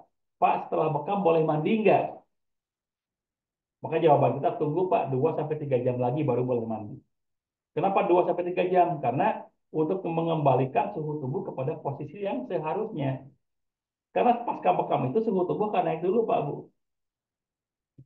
Pasca bekam itu suhu tubuh akan naik dulu. Karena jantungnya berdetak kencang untuk membentuk darah baru. Dan darah baru terbentuk, itu pun keluar dengan suhu yang panas juga. Makanya kalau langsung disiram, kita mandi gitu ya, itu khawatirnya yang sedang panas-panasnya badan kita disiram, tidak siap, kaget, ada pembuluh darah yang pecah lagi. Ya. Makanya kita kasih tahu dulu kepada pasien kita, setelah dibekam Pak, jangan sampai mandi dulu. Kalau dibekamnya sore gimana ya? Besok aja mandinya. Gitu. Tidak langsung makan, sama ya tidak langsung makan menunggu 1 jam dulu. Tidak langsung melakukan aktivitas berat seperti olahraga atau hubungan suami istri. Jangan mentang-mentang kita membekam istri kita. Kalau kita membekam istri kita, langsung saja kita melakukan hal-hal yang diinginkan gitu kan. Tunggu dulu lah, sabar dulu gitu. Ya, sabar aja dulu. Kemudian tidak menggaruk luka bekas bekam. Karena luka bekas bekam itu kalau kita garuk pertama khawatirnya ada infeksi, dan yang kedua khawatirnya lukanya membesar. Makanya jangan langsung dibekam ketika kita apa namanya? Jangan langsung digaruk ketika kita walaupun mengalami gatal pasca bekam. Gatal pasca bekam itu wajar karena sedang terjadi efek histamin, efek penyembuhan luka oleh sel darah putih. Jadi wajar kalau terjadi gatal, tapi jangan sampai digaruk. Jangan sampai digaruk, karena kalau digaruk bisa mengakibatkan tadi mungkin infeksi, mungkin juga lukanya akan membesar. Gitu. Makanya seorang terapis perlu memberitahukan informasi ini kepada pasiennya supaya pasiennya tidak sampai salah. Mending kalau pasiennya mengaku salah, kalau pasien tidak mau mengaku salah, ya kita yang disalahkan sebagai terapis. Dan naudzubillah jangan sampai seperti itu. Yang berikutnya, kondisi lain, tidak sedang mengkonsumsi pengencer darah, tidak dalam kondisi hipertensi maligna. Apa itu hipertensi maligna? Hipertensi yang terjadi seketika dan signifikan.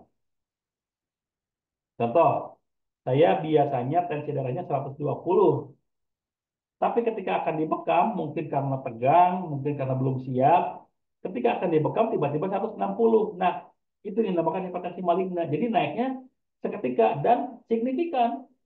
Kalau cuma naiknya 10 itu masih wajar. Tapi ini langsung naik 40, 50. Itu kan sudah di luar batas kewajaran. Dan terjadinya seketika. Itu jangan dibekam dulu, Pak. Karena kalau langsung dibekam, itu khawatir pembuluh darahnya nanti tidak kuat. Sudah tinggi, pasca bekam tinggi lagi. Karena membentuk darah baru tadi kan. Pembuluh darah tidak kuat, pecah pembuluh darah. Khawatirnya seperti itu. Walaupun mudah-mudahan tidak sampai seperti itu, jadi seperti itu ya. Mungkin Bapak Ibu sudah membekam sampai ribuan kali, tidak pernah terjadi seperti itu, alhamdulillah. Tapi sebagai bentuk kehati-hatian, karena ini bisa saja terjadi kepada siapa saja, maka setelah dilakukan pembekaman, sebelum dilakukan pembekaman, tanya tensi dulu, hipertensinya seperti apa, tensinya seperti apa, apakah terjadi hipertensi maligna atau tidak. Makanya seorang terapis itu perlu punya tensi darah minimal ya, perlulah modal sedikit untuk tensi darah, untuk alat tensimeter gitu, perlulah. Karena kalau tidak kita punya itu, khawatirnya malah nanti kita salah melakukannya juga, sembarangan melakukannya, dan resikonya pun cukup fatal lagi. Ya. Tidak memiliki riwayat diabetes mellitus kronis. Nah, ini sering ditanyakan juga, apakah yang diabetes bisa dibekam? Kalau memang sudah kronis diabetesnya, lukanya sudah gangren, sebaiknya jangan dibekam, Pak. Sebaiknya jangan dibekam kalau sudah gangren. Kalau masih misalkan kadar gulanya cuma 200, 250 dan lukanya masih sangat memungkinkan cepat sembuh, boleh dibekam. Tapi kalau sudah gangren jangan. Khawatirnya luka bekas bekam kita itu bisa mengakibatkan si pasiennya apa namanya mengalami pembusukan kulit pasiennya. Itu kan tidak kita harapkan. Naudzubillah ya. Makanya kita sebaiknya tanya dulu, Pak punya diabetes nggak? Punya berapa diabetesnya? Kadar gulanya berapa? 500. Oh hati-hati dulu Pak, jangan langsung dibekam. Ya, hati-hati. Berapa kadar gulanya? 150, 200, aman lah segitu mah. Luka masih cepat sembuh kan Pak? Iya, luka cepat sembuh, bekam aja kalau gitu. Cuma membekamnya perlu hati-hati. Untuk orang yang terkena diabetes, usahakan jangan dibekam di area yang jauh dari jantung. Seperti tangan, kaki ya. Itu kan jauh dari jantung, maka jangan dibekam di situ untuk penderita diabetes. Karena tadi penderita diabetes itu masa jenis darahnya berat. Untuk daerah-daerah yang jauh dari jantung seperti tangan dan kaki itu akan lama sampainya. Nah, dikhawatirkan sebelum sel darah putih sampai menutup lukanya, kuman, bakteri, virus keburu yang masuk ke lukanya. Akhirnya apa? Terjadilah pembusukan, terjadilah infeksi. Makanya ketika ada orang yang diabetes, kalaupun masih rendah kadar gulanya, jangan dibekam di titik yang jauh dari jantung. Itu kuncinya. Apalagi yang sudah diangkat 400 ke atas kadar gulanya. Waduh, di daerah yang dekat dari jantung pun agak agak riskan, agak berbahaya gitu. Apalagi yang jauh dari jantung. Berikutnya tidak memiliki riwayat gagal ginjal. Ketika dia apalagi sudah cuci darah. Kalau sudah cuci darah jangan dibekam lah. Beresiko, beresiko membuat ginjalnya semakin bekerja keras. Udah bisa nggak bisa bekerja, dia disuruh kerja membentuk darah baru, beresiko. Ya. Tidak memiliki infeksi kulit lokal seperti panu, kudis dan sebagainya gitu ya. Kenapa itu tidak boleh dibekam? Karena kalau yang panuan, panu kan jamur ya, panu dibekam, itu khawatir jamurnya malah masuk ke dalam kulit. Dilakukan proses perlukaan, pembekaman, nanti panunya masuk jamurnya ke dalam kulit. Itu berbahaya. Ya bisa mengakibatkan kanker kulit nantinya, karena ada jamur di bawah permukaan kulitnya. Tapi kan nantinya mati. Memang justru yang mati itu yang mengakibatkan timbulnya berbagai macam penyakit gitu. Ya. Jadi ini hal-hal yang perlu kita perhatikan sebagai seorang pembekam. Ya. Tadi diagnosanya tadi tepat, hal-hal ini perlu kita lakukan sebagai seorang pembekam. Berikutnya ada kontraindikasi bekam. Ini tadi sudah bagian sudah dibahas ya. Perempuan head di hari pertama jangan langsung dibekam, Pak. Ibu ya, karena kecuali kalau misalkan istrinya. Tapi kalau ibu perempuan kan dibekamnya sama ibu-ibu ya, jangan sama bapak-bapak perempuan. Kalau perempuan head di hari pertama atau lagi banyak-banyaknya itu jangan dibekam.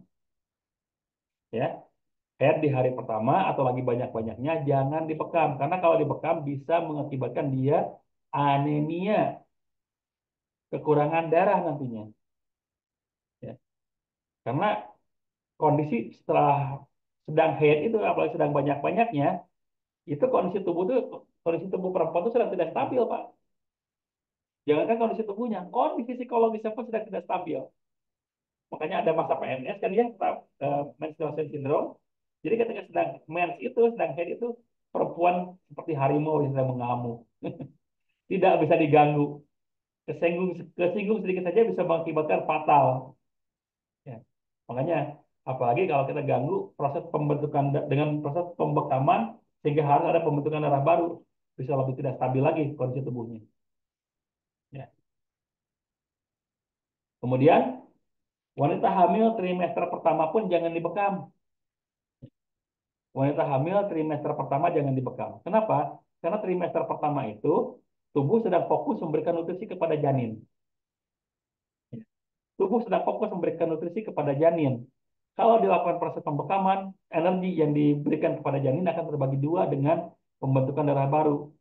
Khawatirnya janin tidak mendapatkan energi yang cukup. Kalau tidak mendapatkan energi yang cukup, khawatirnya janin akan gagal berkembang. Nah, itu yang dikhawatirkan. Makanya Wanita hamil di trimester pertama, 3 bulan pertama jangan dibekam dulu. 3 bulan berikutnya bagaimana? 3 bulan berikutnya boleh dibekam, tapi hindari pembekaman rahim. Ya, kalau di bulan-bulan berikutnya. Tapi kalau misalkan di 3 bulan awal, dimanapun sebaiknya jangan. Titik manapun sebaiknya jangan. Biarkan tubuhnya fokus memberikan nutrisi kepada janinnya. Biarkan seperti itu. Ya. Terlalu tua pun jangan dibekam, Pak. Nah, terlalu tua di sini bukan dilihat dari usia ya, tapi dilihat dari kondisi. Kalau memang 80 tahun, 70 tahun masih fit, memungkinkan dibekam, ya boleh dibekam. Tapi kalau misalkan usianya baru 40 tahun, tapi kondisi organnya sudah lebih dibanding yang umur 60 tahun, 70 tahun, ya jangan dibekam, itu bisa berbahaya. Ya. Itu bisa berbahaya. Makanya terlalu tua di sini bukan dilihat dari usia, tapi dilihat dari kondisinya. Kalau memang kondisinya memungkinkan dibekam, walaupun usianya sudah tua, silakan dibekam. Tapi kalau misalkan kondisinya sudah repot, walaupun usianya baru 40 tahun, ya sebenarnya jangan dibekam. Dehidrasi atau diare, nah orang yang diare jangan dibekam dulu, anemia pun jangan dibekam. Area larangan bekam, nih sekarang ke area larangan bekam. Yang pertama yang tidak boleh dibekam adalah area limpatik, area kelenjar limpatik. Area kelenjar limpatik itu ada di mana? Di bagian leher depan, ketiak, dan selangkangan salah satunya ya. Limfatik itu apa? Limfatik itu adalah kelenjar pertahanan tubuh. Kelenjar pertahanan tubuh. Jadi sebelum masuk ke dalam tubuh itu ditahan dulu oleh kelenjar limfatik. Kalau memang ada yang memungkinkan tidak boleh masuk. MSG tidak boleh masuk, tahan. Pewarna buatan tidak boleh masuk, tahan oleh kelenjar limfatik.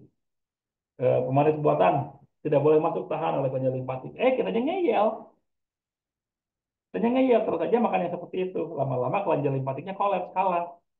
Nah, ketika kelenjar limpatik kolaps, nanti sudah semua makanan yang tidak diterima oleh tubuh akan masuk ke dalam tubuh kita. Setelah masuk ke dalam tubuh kita, itu akan mengakibatkan berbagai macam penyakit yang bisa masuk ke dalam tubuh kita. Makanya jangan diganggu kelenjar limpatik itu. Ya, jangan diganggu. Biarkan dia bekerja, biarkan dia melakukan aktivitasnya, jangan dilakukan proses pembekaman, jangan dilakukan proses penetrasi yang nantinya mengganggu kinerja dari area limpatik, kelenjar limpatik. Ya. Yang berikutnya yang tidak boleh dibekam adalah di area sinovial atau di lipatan-lipatan sendi. Itu jangan dibekam. Kenapa? Karena dikhawatirkan kalau lipatan sendi dibekam, itu mengganggu kinerja cairan sinovial.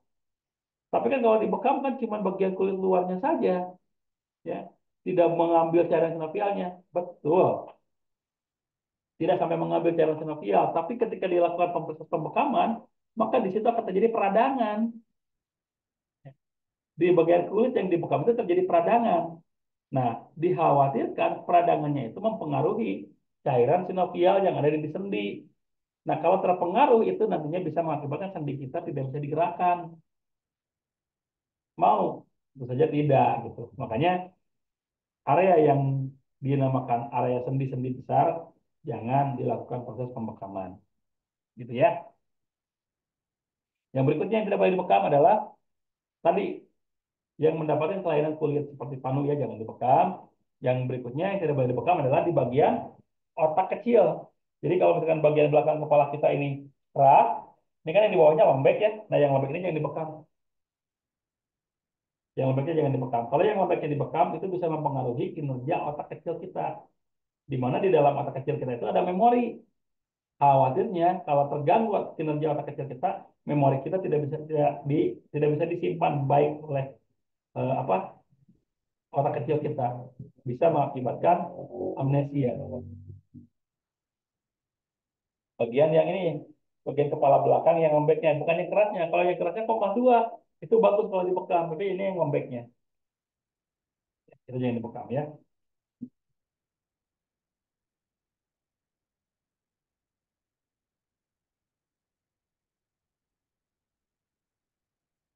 Nah, kalau tadi yang larangan dibekam, sekarang titik-titik yang boleh dibekam. Tapi sebelumnya kita harus tahu dulu menentukan titik bekam seperti apa. Selain tidak boleh di titik-titik yang tadi, cara menentukan titik bekam itu ada 3 cara. Yang pertama dengan sesuai keluhan. Ya, Pak, saya sakit di bagian punggung di belikat, Pak, saya sakit, bekam di situ boleh. Ya, langsung saja bekam di situ. Tidak, tidak masalah, karena itu adalah cara orang-orang tradisional, orang-orang dulu melakukan proses pembekaman. Jadi kalau dulu itu seperti itu. Sakit Pak di bagian perut, bekam perutnya. Selama dibuka titik-titik yang tadi, itu boleh semuanya. Ya. Selama dibuka titik-titik yang disebutkan tadi, boleh. Ya. Saya sakit di bagian dada, dibekam dadanya boleh? Boleh. Ya. Yang tidak boleh titik-titik yang tadi saja, yang disebutkan tadi. Ya. Kemudian, cara menentukan titik bekam yang kedua dengan sentuhan punggung tangan. Pegang bagian apa bagian tubuhnya yang akan dibekam. Oh, ini ternyata bagian pundaknya panas nih, kemungkinan di situ terjadi banyak penumpukan darah. Bekam di situ insya Allah akan bisa mengurangi kadar volume darah yang berlebihan, yang bisa mengakibatkan hipertensi. Di bekam di situ akan menurunkan tensi darah. Ya. Jadi dengan punggung tangan dipegang, pegang dengan punggung tangan, tuh, sentuh, sentuh, sentuh, itu nanti bisa mengakibat apa mendiagnosa, oh titik ini yang boleh dibekam, titik ini yang tidak.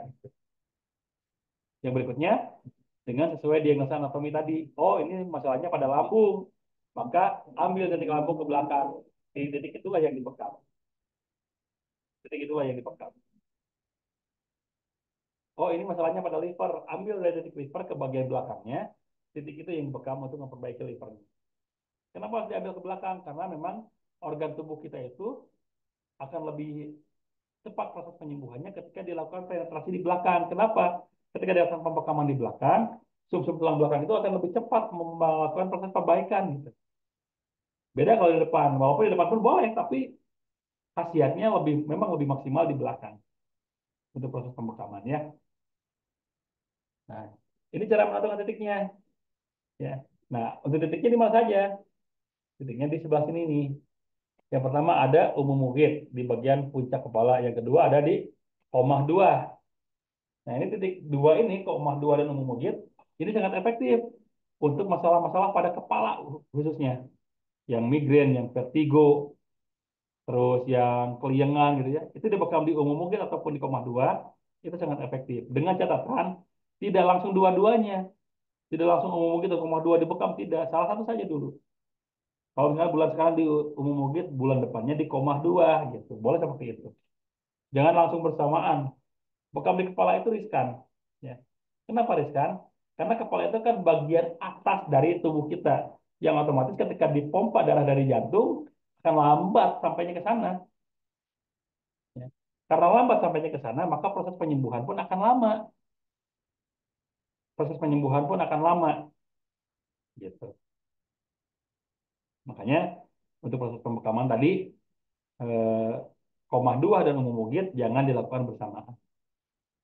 Yang berikutnya ada lagi titik al-aqdain di bagian leher, ya, leher belakang, bukan depan. Kalau depan kan tadi limfatik ya tidak boleh, leher belakang di akhir tumbuhnya rambut. Di akhir tumbuhnya rambut itu bagian yang bagus kalau dilakukan pembekaman untuk menaikkan tensi darah. Menaikkan tensi darah ya. Jadi kalau misalkan yang hipotensi, yang darah rendah, dibekamnya di situ Pak, di bagian al-aqdain untuk menaikkan tensi darah. Kalau sudah tinggi gimana? Yang tinggi jangan di situ, karena kalau sudah tinggi dibekam di area al-aqdain, itu bisa lebih tinggi lagi tensinya. Walaupun pasca bekam memang pasti akan tinggi dulu, tapi kalau dibekam di titik al-aqdain, itu bisa lebih signifikan tingginya gitu. Karena fungsi titik pembekaman al-aqdain itu adalah menaikkan tensi darah. Kenapa bisa naik? Karena sumbatan menuju otak itu dibuang. Sumbatan menuju otak dibuang, otomatis darah menuju ke otak pun akan lebih cepat. Nah, ketika semakin cepat ke sana, jantung akan bekerja keras untuk memberikan nutrisi yang maksimal kepada otak gitu. Makanya ketika alkadin ketika dibekam itu bisa menaikkan tensi darah. Sementara kebalikannya kalau alkatifain itu adalah menurunkan tensi darah. Jadi kalau alkatifain itu menurunkan, kalau yang alkadin menaikkan, kalau alkatifain menurunkan. Karena memang biasanya orang yang hipertensi itu biasanya di sini banyak darahnya, di pundak. Ya, yang berikutnya Ini ada titik di bagian punggung. Bagian punggung itu paling luas areanya, jadi boleh dibekam di titik ini. Ala dzahri ada dzahri ala, dzahri sufla, dzahri wasati gitu ya. Boleh dilakukan pembekaman di situ. Dan ditentukan saja dengan titik yang berhubungan dengan organ yang bermasalahnya tadi. Contohnya kalau untuk lambung, lambung kan di bagian perut bagian atas tengah ya, ambil ke belakang untuk titik lambung di daerah situ bekamnya. Tapi kalau untuk usus, maka harus agak sedikit ke bawah. Jadi tidak harus tepat dengan sesuai dengan gambar ini, disesuaikan saja. Oh ini yang masalahnya pada liver nih, ambil ke yang berhubungan dengan liver. Karena untuk bagian punggung ini areanya luas sekali, areanya luas sekali. Yang berikutnya, alwari di pinggul, bukan di pinggang ya, di pinggul. Kalau pinggang itu masih masuk titik alwari, titik punggung. Tapi ini alwari pinggul. Ini fungsinya banyak. Ada untuk membantu sistem sekresi, pembuangan. Ada untuk membantu sistem reproduksi, membantu sistem kesuburan, membantu sistem kejantanan. Insya Allah awarik sangat efektif juga. Ya. Ditambah apalagi dengan okiton. Okiton itu di tulang ekor, Pak, Bu. Pas tulang ekornya ya. Ketika dilakukan pembekaman di tulang ekor, tadi kalau laki-laki akan mendapatkan sensasi kejantanan yang lebih maksimal. Kalau perempuan, itu akan mendapatkan kesuburan yang lebih maksimal, insya Allah. Alkiton, tulang ekor. Berikutnya mana? Berikutnya di al-fahad, paha, dan di al-sak, betis. Ini untuk masalah rematik, asam urat, dan sebagainya, bisa dilakukan pembekaman di titik ini. Dan yang terakhir di Zohril Qadam. Zohril Qadam itu adalah titik punggung telapak kaki. Untuk masalah pada kaki, insya Allah bisa dibekam di titik ini juga. Gitu ya. Nah, ini tadi umum mukit nih titik bekamnya. Asalnya untuk ini, nanti silahkan dibaca saja ini di modul ya. Banyak di modul sudah disiapkan. Rumah dua ini semua. Kemudian al-Qadain ini, berhubungan dengan organ ini dan masalah ini juga bisa diatasi. Terus al-Kahil, kemudian al-Katifain, ini apa khasiatnya. Kemudian Zohril Ala, punggung atas, Zohril Sufla, punggung bawah. Ini khasiatnya untuk ini aja. Warik ya, pinggul, kemudian alkiton, tulang ekor, yang ini. Kemudian sak, betis, yang ini khasiatnya, Zohril Kodam, yang ini khasiatnya. Ya. Jadi itu titik-titik bekam yang perlu kita ketahui, yang perlu kita apa namanya maksimalkan untuk kita bekam. Bukan berarti titik yang lain tidak boleh, bukan. Yang lain pun boleh dibekam. Cuma sebaiknya upayakan dulu titik yang itu. Karena dengan titik yang tadi disebutkan, pertama kita akan mendapatkan pahala sunnah karena sudah membekam di titik yang sunnah. Yang kedua, kita bisa memperoleh khasiat yang lebih maksimal karena sudah berhubungan dengan organ yang memang membutuhkan terapi bekam itu sendiri. Nah, sekarang saya akan mulai baca chat yang masuk. Sekarang baru ada 4 chat yang masuk. Silakan nanti kalau misalkan Bapak Ibu ada yang mau bertanya. Eh, oh ini, ada yang mau izin mau kerja. Oke, silakan. Soalnya jadi kecil ya. Mungkin masalah ini ya, masalah pada apa pada device-nya, masalah pada jaringannya juga gitu ya. Modulnya ada nanti ya, modulnya sengaja nanti diberikan di akhir supaya tidak tidak apa namanya tidak terbagi fokusnya. Karena kalau modulnya dibagi di awal, khawatir nanti ketika mendengarkan seminar ini, mendengarkan acara ini sambil membaca modul itu kan kurang konsentrasi. Tapi saya berharap semuanya benar-benar memperhatikan apa yang disampaikan, apa namanya, tanpa terganggu dengan modul. Nanti modulnya dijadikan sebagai bahan murojaah saja. Oke. Bekam untuk gangguan mental. Nah, gangguan mental itu perlu kita ketahui, Pak. Gangguan mental itu apakah karena faktor terganggunya saraf atau karena faktor terganggunya kolbu. Ya. Kalau faktor gangguan saraf, bekamnya maka yang berhubungan dengan sistem saraf. Umum mugir, koma 2 itu bagus untuk pembekaman sistem saraf, untuk memperbaiki sistem saraf yang rusak, eh, supaya apa? supaya lancar aliran darahnya di sistem saraf, maka yang mungkin yang sudah putus-putus sistem sarafnya akan terbantu terperbaiki lagi. Ya. Jadi kalau yang gangguan mental boleh dibekam di titik umum bukit dan koma 2 tambah titik al-aqdain untuk menambah efek relaksasi kepada eh, apa namanya kepada sistem sarafnya itu. Kalau misalkan gangguan mentalnya karena gangguan kolbu, karena mungkin ada gangguan jin, ada gangguan sihir, maka bekam bukan solusi terbaiknya, tapi dengan ruqyah, gitu Pak. Makanya seorang pembekam itu memang perlu menjadi seorang peruqyah, bisa membekam, perlu bisa bisa juga meruqyah, gitu. Ya, jadi itu Pak ya. Kalau misalnya gangguan mentalnya karena sistem saraf, boleh dibekam dengan titik-titik yang berhubungan dengan sistem saraf kayak umum mugit dan koma 2. Tapi kalau karena gangguan kolbu, mungkin karena dulunya mempelajari ilmu-ilmu spiritual yang tidak sesuai, tidak seharusnya tidak sesuai dengan syariat, sehingga terjadi gangguan pada kolbunya, maka itu adalah ranahnya ruqyah syar'inya. Ya. Sertifikat dapat kan ini sertifikat sudah masuk fasilitas Pak ya. Kan sertifikat sudah masuk fasilitas, maka insya Allah semuanya dapat Pak. Ya sudah mengikuti ini, menyelesaikan administrasi, insya Allah semuanya dapat. Titik bekam batu empedu berlemak, bukan batu empedu ya, mungkin empedunya yang berlemak. Jadi empedunya tertutup lemak. Letak empedu di mana? Letak empedu itu adalah di belakang lambung ya, apa di belakang lambung dan berhubungan apa di bawah limfer sedikit.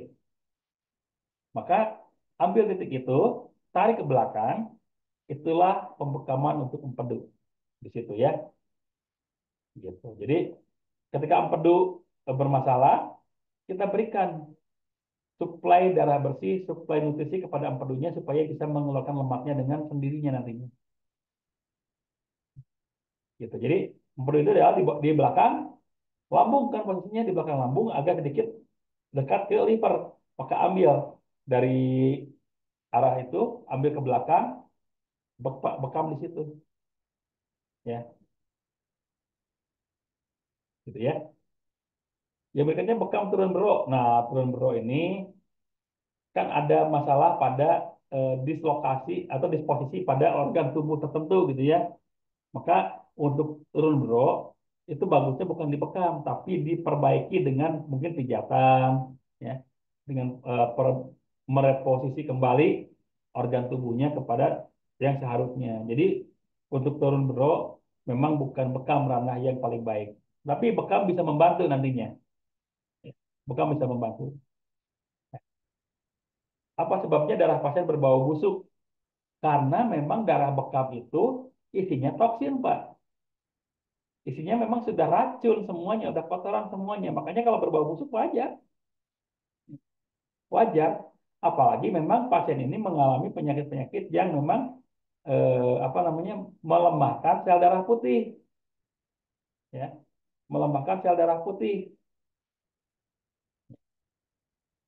Kan sel darah putih yang menghancurkan kuman, menghancurkan virus di dalam darah kita, di dalam tubuh kita ya.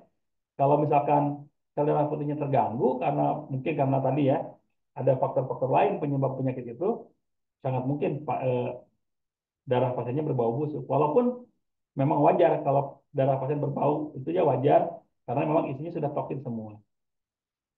Ya. Bekam di titik bahu dan leher bolehkah langsung bersamaan? Boleh selama tensinya stabil, Bu. Ya. Kalau tensinya stabil, insya Allah boleh. Kecuali kalau tadi, kalau misalnya tensinya terlalu rendah, maka jangan di bahu. Kalau tensinya terlalu tinggi, jangan di lehernya. Tapi kalau tensinya aman, stabil, sesuai dengan yang kebiasaan dia, kecenderungan dia, boleh saja dibekam bersamaan. Ya. Boleh saja dibekam bersamaan. Insya Allah aman. Makanya tadi sebelum dilakukan proses pembekaman, seorang terapis itu perlu punya alat tensi darah, punya tensimeter. Jadi mengetahui benar-benar ini eh, tensinya sesuai nggak dengan apa wajar nggak kalau dibekam, boleh nggak kalau dibekam dengan tensi seperti ini. Nah kalau misalkan saya sih emang biasa gitu Bu, Eh, apa tensi darah saya stabilnya di situ. Ya dilakukan pembekaman di titik tersebut boleh boleh saja. Bahkan lebih banyak titiknya pun nggak apa-apa. Ya.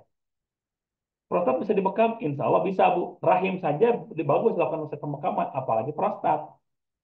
Ya.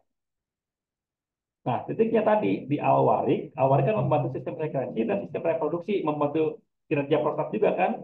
Plus tiga jari nih, tiga jari di kiri kanan pusar itu area prostat Bu. Tiga jari di kiri kanan pusar itu membantu kinerja prostat, insya Allah. Jadi boleh dibekam prostat. Bahkan bagus kalau prostatnya dibekam di apa di awarik, alkiton, plus tiga jari, 3 sampai 4 jari lah di kiri kanan pusar depan. Itu bisa mengganggu apa bisa membantu proses penguatan prostat. Ya. Apakah kaki varises bisa dibekam? Sebaiknya jangan dibekam di pas yang ada urat menonjolnya, Pak. Ya. Walaupun memang tidak terlalu ini ya, tidak terlalu tidak terlalu bermasalah walaupun kena ke sana, tapi alangkah lebih baiknya dihindari yang ada urat menonjolnya. Karena bagian kaki itu tidak semuanya varises kan ya. Ambilnya ada titik-titik yang memang memungkinkan dibekam, gitu. Tapi kena ke yang varisesnya gimana? Ya sepertinya tidak terlalu bermasalah juga. Tapi kalau terlalu pas di sana, khawatirnya sih varisesnya mengalami peradangan. Kalau cuma kena sedikit-sedikit sih nggak masalah gitu ya. Tapi kalau sampai full di sana di titik yang ada varisesnya, itu khawatir nanti malah mengalami peradangan pada kaki yang terkena varisesnya itu. Jadi di pinggir-pinggirnya saja Pak. Kalau untuk yang kakinya varises, boleh di pinggir-pinggirnya saja. Atau misalnya varisesnya di bagian belakang nih, depannya juga nggak apa-apa, pinggirnya juga nggak apa-apa. Pinggir apa betis ya kalau misalnya ini betis, di sininya nggak apa-apa ya. Di daerah sini nggak apa-apa. Kalau misalnya di varisesnya di bagian sini nih, di bagian belakangnya, maka di pinggir-pinggirnya aja pemakamannya nggak apa-apa. Ya. Untuk wajah berjerawat, titiknya di bagian mana dan boleh dibekam atau tidak? Pertama, Bu, penyebab jerawat itu ada dua faktor, tiga malah, tiga faktor ya, tiga faktor penyebab apa namanya jerawat. Faktor yang pertama, yang paling besar itu adalah tingkat kepercayaan diri. Seorang semakin percaya diri, semakin kecil dia berpotensi kena jerawat. Tapi seseorang yang minderan, yang percaya dirinya kecil, itu sangat berpotensi kena jerawat, banyak jerawatnya. Karena ada hormon di dalam tubuh kita yang harusnya bekerja membasmi apa namanya virus-virus penyebab jerawat atau penyebab masalah pada kulit. Karena dia tidak percaya diri, hormon itu tidak terbentuk, Bu. Makanya untuk mengatasi jerawat, pertama tingkatkan dulu percaya diri. Ini sering saya berikan tutorialnya kepada remaja ya. Saya kan suka ngisi juga di apa namanya seminar kesehatan remaja, dan memang masalah jerawat ini masalah yang cukup sering dilontarkan oleh para peserta gitu, yang remaja-remaja itu. Maka saya motivasi dulu pertama dengan meningkatkan percaya diri. Karena dengan percaya diri, hormon endorfin, hormon-hormon yang bisa membantu menetralisir virus pada kulit itu akan terbentuk, termasuk pada kulit wajah. Ya, makanya sebelum dibekam, tanamkan dulu motivasi percaya dirinya, motivasi PD-nya. Nah, yang kedua, penyebab jerawat itu adalah usus kita kotor, Bu. Usus kita kotor, sehingga toksin-toksin yang harusnya terbuang, itu tidak terbuang sempurna, dialirkan lagi oleh darah ke bagian, ke seluruh tubuh kita, termasuk ke wajah kita. Maka terjadilah jerawat. Maka pemakaman yang pertama di area usus, ya, di area ususnya. Itu di bagian, di, di apa kalau kita ambil pusar ke bagian belakangnya gitu ya, itu dibekam di situ. Nah, kalau di wajah boleh di wajah, karena ada yang namanya bekam kecantikan di wajah ya, yaitu di dagu, di tulang pipi, di pelipis, di apa namanya di dahi, itu boleh dilakukan pembekaman di situ. Cuma untuk pembekaman di area wajah, jangan dilakukan pengkopannya terlalu lama. Karena kalau pengkopannya terlalu lama nanti malah membekas. Bukannya tambah cantik, bukannya tambah ganteng, malah kelihatan kayak badut gitu, banyak bekas-bekasnya gitu. Makanya untuk pembekaman di wajah itu bagusnya nggak sampai 1 menit. Lepas, lukai sedikit, lepas, lap, lepas, lap, lepas sampai benar-benar si darahnya tidak sampai sudah tidak keluar lagi. Tapi prosesnya tidak terlalu lama pengkopannya. Karena kalau pengkopannya terlalu lama, itu bisa mengakibatkan eh, pertama peradangan pada kulitnya, yang kedua mengganggu estetikanya juga, Bu. Gitu ya. Jadi untuk jerawat tadi, Bu, ya, tingkatkan percaya dirinya. Yang kedua, bekam di area ususnya. Yang ketiga, boleh di wajah tapi dengan cara yang tadi, kop lepas, kop lepas. Apakah bekam boleh di titik alkahil setiap bulan? Memang ini ada dua pendapat, Pak. Ada yang membolehkan, ada yang tidak. Kalau saya termasuk yang membolehkan, Pak. Ya, saya termasuk yang membolehkan. Kenapa? Karena titik alkahil itu adalah pertemuan dari 5 meridian tubuh. Jantung, paru, ginjal, apa? Jantung, paru, lambung, liver, dan limpa.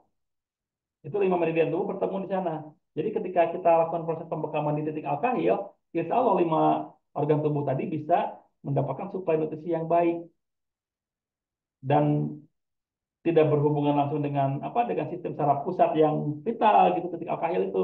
Makanya ketika dilakukan pembekaman setiap bulan, insya Allah aman.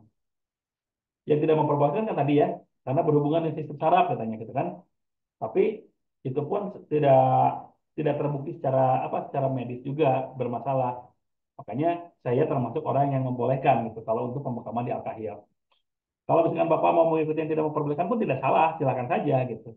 Sebagai bentuk kehati-hatian. Tapi dengan beberapa jurnal yang saya baca, beberapa penelitian juga yang saya baca juga, pembekaman titik alkahil itu masih aman ketika dilakukan bahkan 2 minggu sekalipun, insya Allah masih aman. Ya, jadi tidak tiap bulan pun 2 minggu sekalipun, insya Allah masih aman gitu. Gitu ya Pak ya. Baik. Oke, masih ada yang bertanya kah? Tadi ya.